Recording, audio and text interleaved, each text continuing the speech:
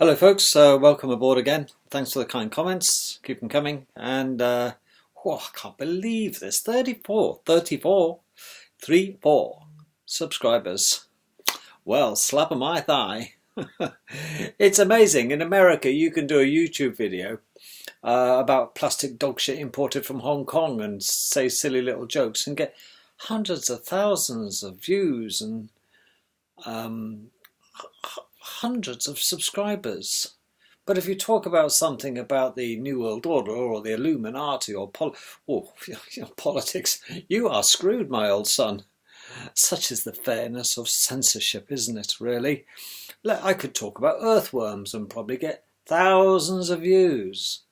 Wow, it's quite amazing, isn't it? And the number of people that are interested in plastic dog shit from Hong Kong and other insane, stupid, useless videos. It just shows we're surrounded by bloody idiots or somebody who's censoring YouTube views and clicks and subscriptions. I don't know. I'm going to have to do some soul searching to try and figure out who's screwing with my channel. Yes, once bitten, forever smitten, I suppose. Anyway, I don't really do it for the bloody subscribers, but it's I know there's more than 34. I know more than 34 milkmen and 34 postmen, for Christ's sake, that know me. Yes, they're chasing me all over the country with red letters. I don't know. Anyway, the chemtrails are on pretty top form today, actually, I noticed. Seems my eyes are watering like bloody crazy. But on to the topic, because I haven't got a great deal of time. I know, so many women, so little time. Yes. Well, I should be so lucky. There used to be, I think there still is actually, there's a great saying, isn't there, about life. If you want to know who really truly controls this world, you got to find out who you cannot criticize.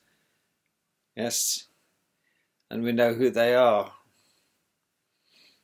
Yeah, they're not far from Palestine, I think, smack in the center of it, and slowly, yes, next door to Palestine. Should we leave it at that?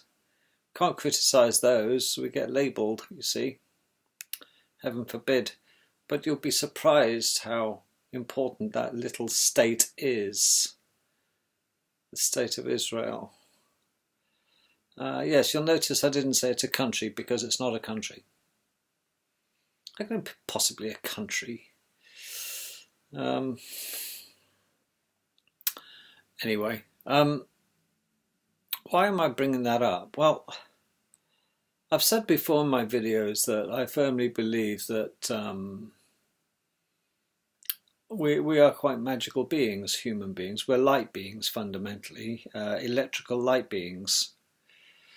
And there is a close correlation between having open eyes and an open mind. They do say, don't they, how can you appreciate what's going on? Oh, I see it.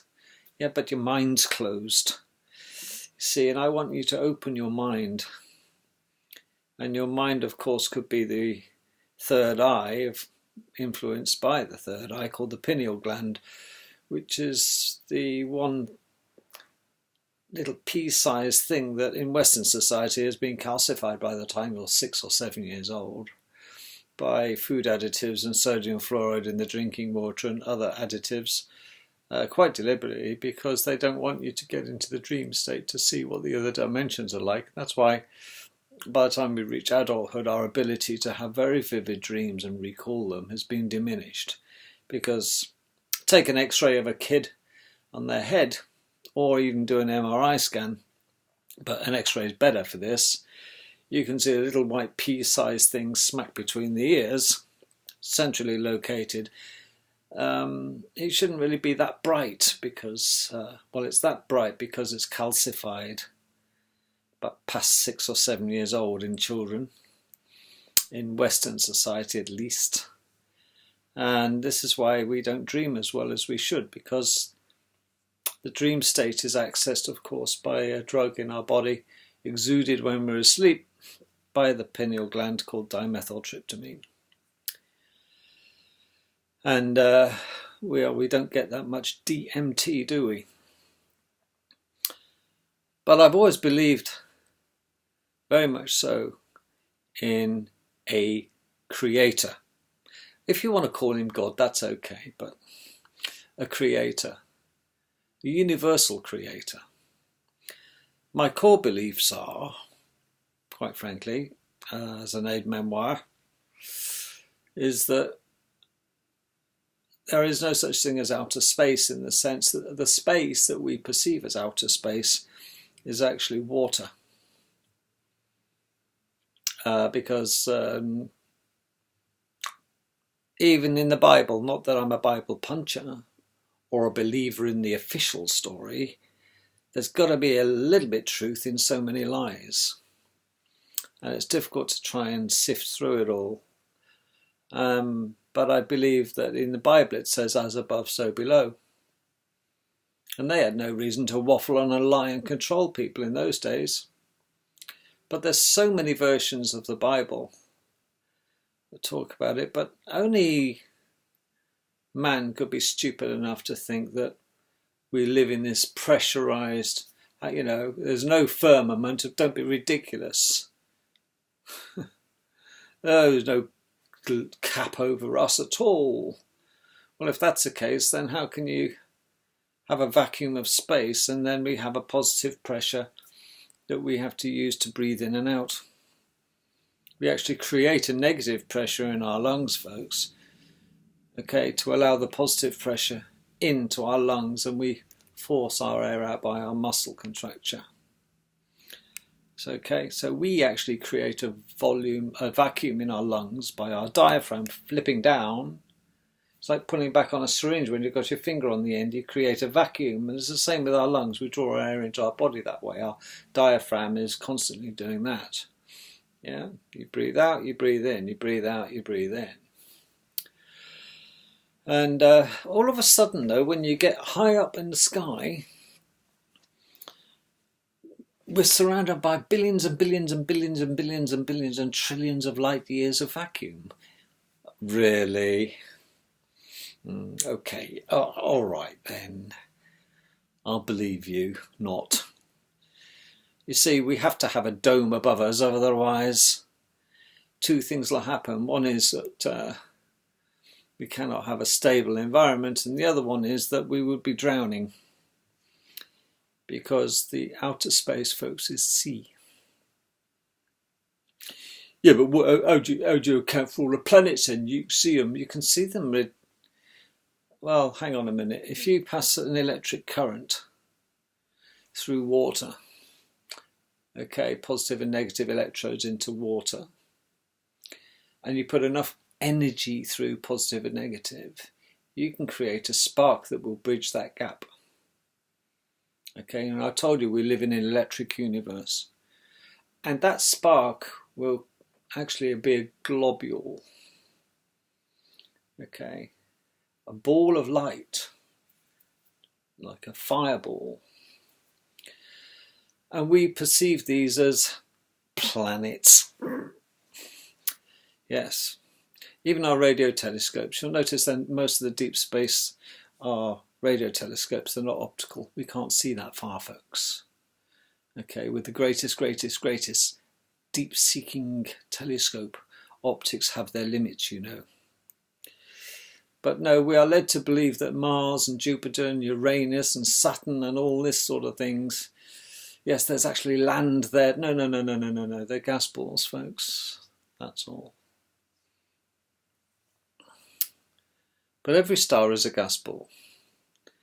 But equally, the reason these gas balls exist is because they are part charged. They're actually there, exactly the same as you would have creating a spark underwater with high voltage going through 2 points that don't exactly meet, an anode and a diode.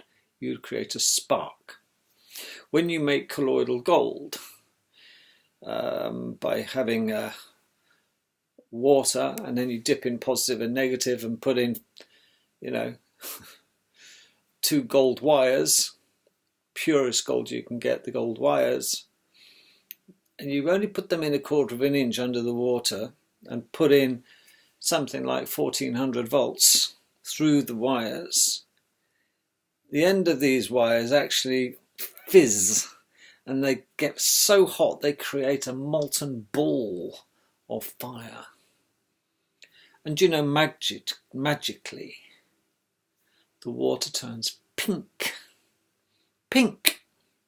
And that is colloidal gold. I know I made it, and I know I've made colloidal silver. And it's a time process, very dangerous process, because it can cause quite a fire if you don't keep an eye on it. So you can create a plasma ball underwater by passing arcing a current between 2 wires. And yet we are deceived by NASA and co, and those who wish to deceive us, that, oh, we've got them on telescope, the big deep secret. No, we've seen radio telescopes. All they can see is infrared. Of course you can see globules all over the place because they're infrared and they generate heat. They're just different sizes and different currents going around, but ultimately you can create electricity sparks underwater. And this is why we have a firmament above our heads, to stop us bloody drowning. So that's another core belief. And the other core belief I have is that human beings have such fabulous potential, none of us barely use, quite frankly, of healing ourselves. We can heal ourselves if we are taught to do it. We truly can. I'm not talking major surgery after major trauma, but, you know, cancer is a pretty new disease, strangely enough, in the history of man. Many, many modern day ailments are down to being in modern day with the additives and the food and the pollutions and the radio pollution that surrounds us. So you mustn't judge a book by its cover, because the cover's old and dusty. You have to look back hundreds of years. Okay, maybe BC, if you believe in that. The time that Christ was walking around, or Christ's representative. 0 BC, or 1 AD, as a reference point. But you also know, I believe, that this is at least the 4th or 5th time that humans have been on this flat plane we call Earth, which is unique in its design. All the others are gas balls. We are not a gas ball. We are a construct and a circular flat disc with a dome above our heads. Okay, as above, so below. Well, as above us is water. Okay, and so down here we have water as well, called the oceans. Where do you think the oceans come from, for goodness sake? Most of our Earth is covered in water. Hint, hint. When you look at a star, even with the Nikon 900 zoom lens, and I've done videos of stars, they twinkle, they shimmer, but when you get up close to them, you can just see it's like looking at a bath or a small stream with water trickling past it. You see the stones rippling underneath in the sunlight, and that's exactly what we're seeing. Water flowing past a positive charged thing. And all the stars are unique, and they are very, very close to our firmament. They are not millions of light years away, folks. Stars, they are around the firmament. And they never move. They too are electrical. And they're bathed in celestial water. That's all. Recently, there's some highly believable papers coming out in news coming out that in fact there is actually water on the sun. Now people think the sun is hot. It ain't. It isn't. It's what we're told in the textbooks, but it ain't hot because it works on, get this, cold fusion. And there is water on the sun. Okay. And the moon, I mean, come on, it's a standing joke. The moon and sun are within the firmament, and the sun and the moon are roughly the same size. They go round and round the garden like a teddy bear. We know this now. But why am I saying all this? Well, I started off by asking, who can't you criticise? Well, politicians. Well, you can and get away with it a bit. But there's certain people who are very, very, very, very, very touchy about being criticised because suddenly you become an anti-Semite. So I won't do it. Oh well, can't pick on them then. They can pick on everybody else, but woe betide you picking on them.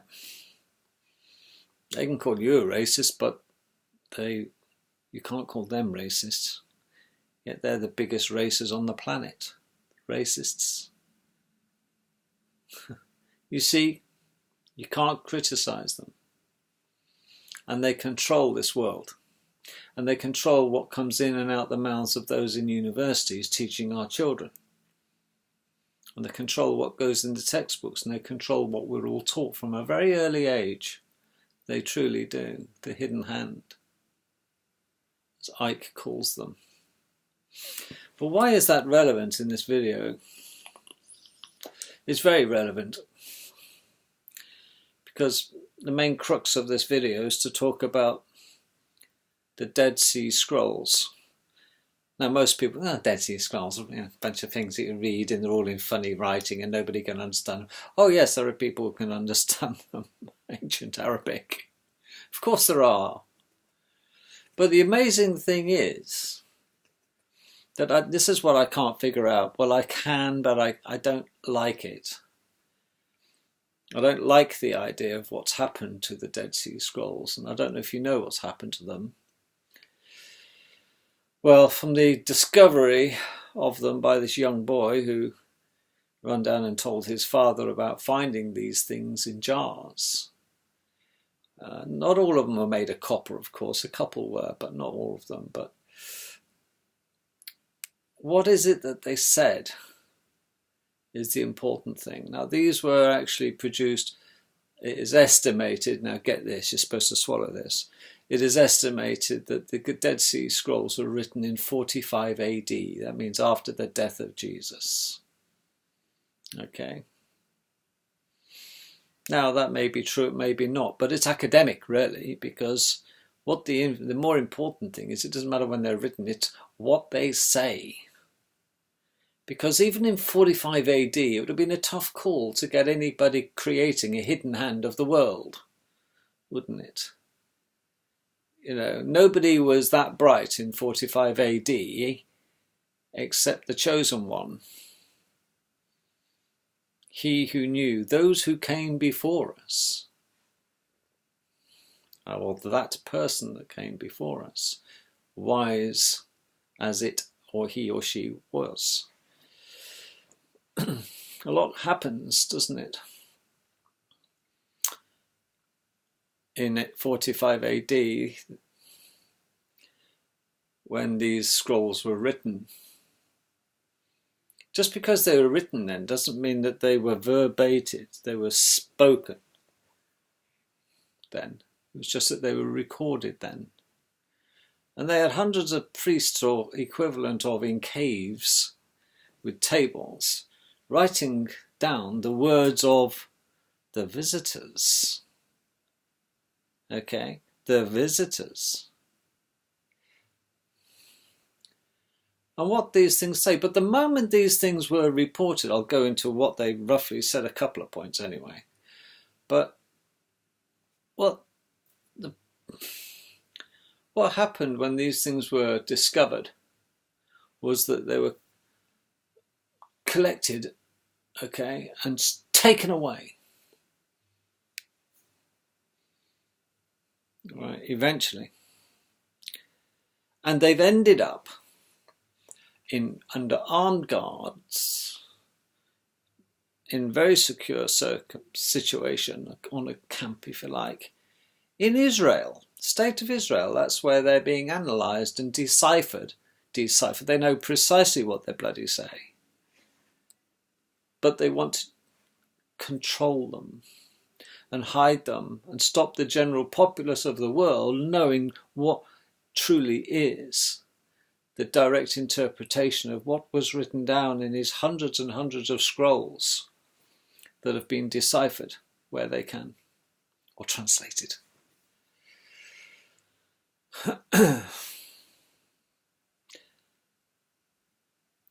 It seems to be that they contain information that has been drip-fed to the general public, and, well, I'll slap on my thigh if it's the truth, or have been heavily redacted, not to upset the religious community out there, the God botherers, especially those who have the, well, let's just say not the Goyim.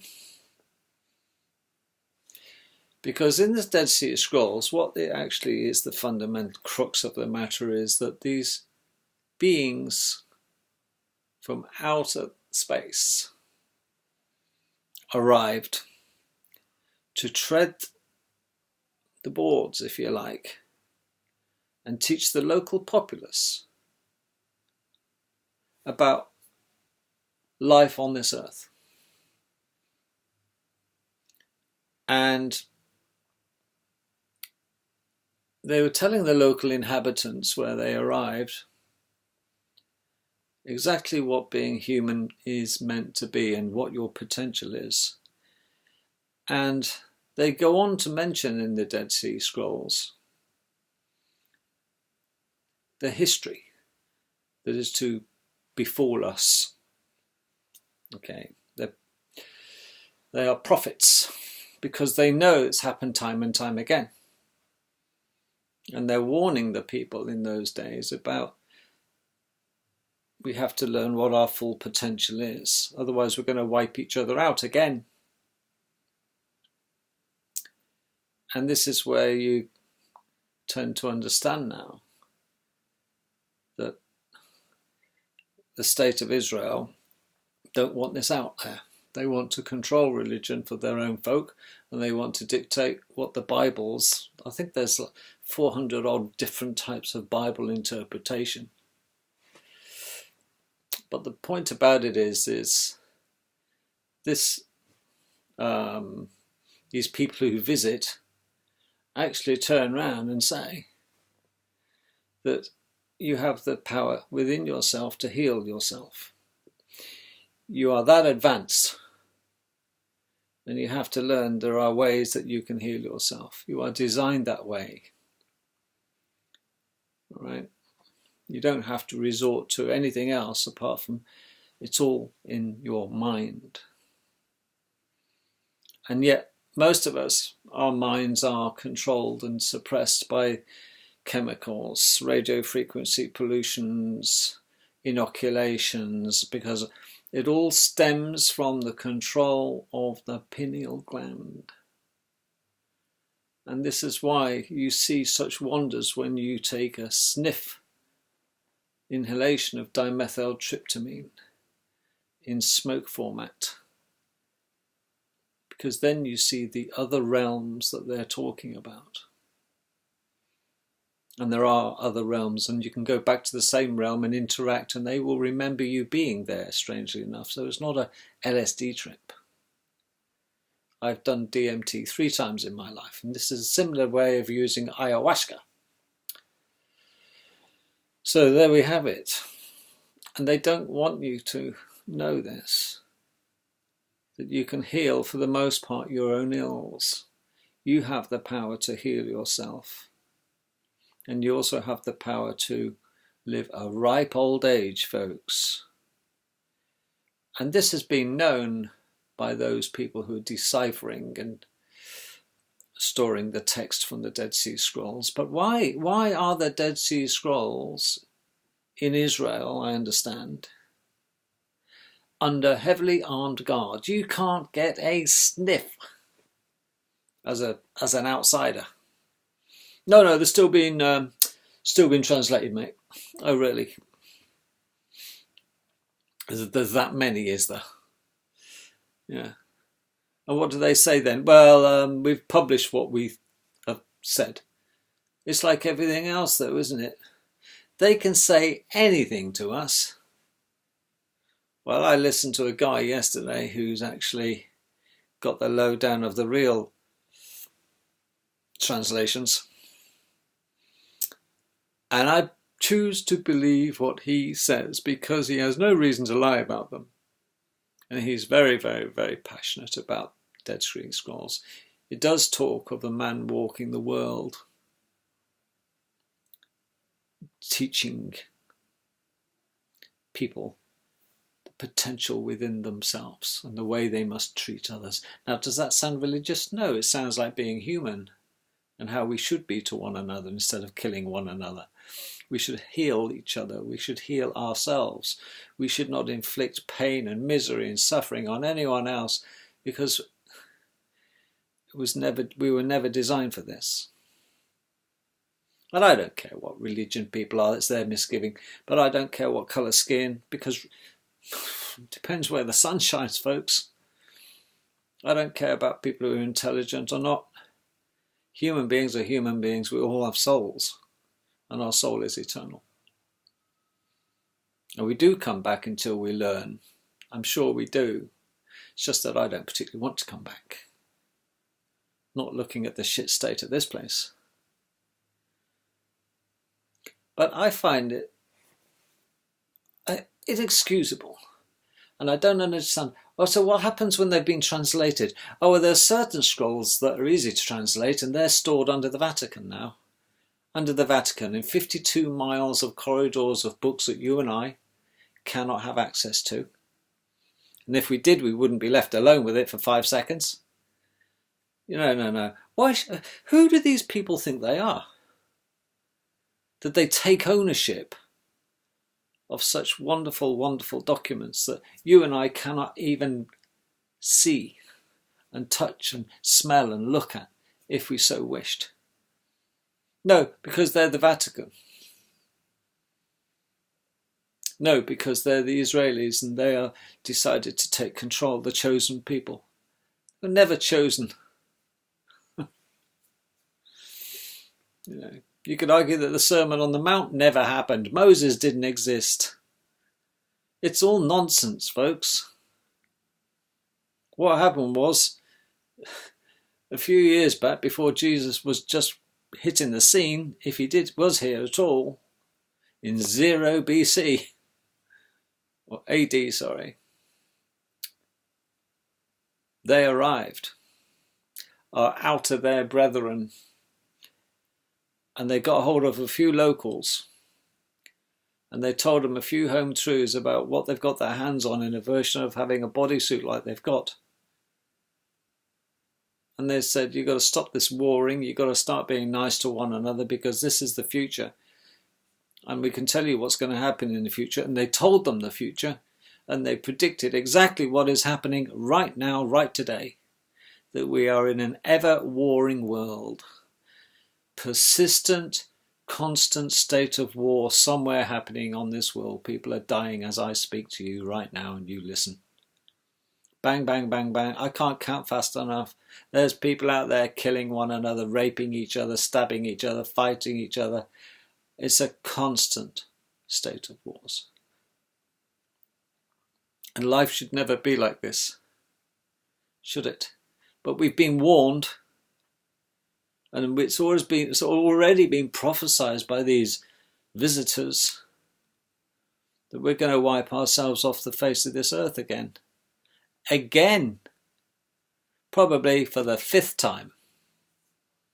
That's why I don't want to come back. I suppose by the time I get reincarnated, be back to a desert land and we'll all be living in caves, because history repeats itself. And we'll all start again to get it right the next time. Now you know why the Dead Sea Scrolls information is heavily guarded, because it contradicts everything that they want us to believe, that there's a brighter, better future. No, there isn't. There are so many big wars coming our way. The end result is already being predicted by the Dead Sea Scrolls. A few of us will be rescued and pissed off up there, out of it, and a few animals will be taken to salvage, and the rest will be treated like Sodom and Gomorrah. They'll flood this earth again, and it'll start all over again. What's the chances of having another Israel in the future? Pretty big, because we just don't seem to want to learn, do we? So check out the Dead Sea Scrolls, folks, and I'll see if I can put a little link underneath. And you listen to this guy who's had so many death threats, it's unbelievable, but he's telling the truth, I think. And I'd rather believe him than a bunch of screaming yids claiming ownership of the Dead Sea Scrolls. I don't believe it. You can tell when they're lying. It's when their mouth moves. Catch you tomorrow. That's if the heavens haven't opened and we've all been drowned. And the moon, by the way, it's a hologram. Catch you later. Check out the 2 videos linked below, and it'll all become crystal clear.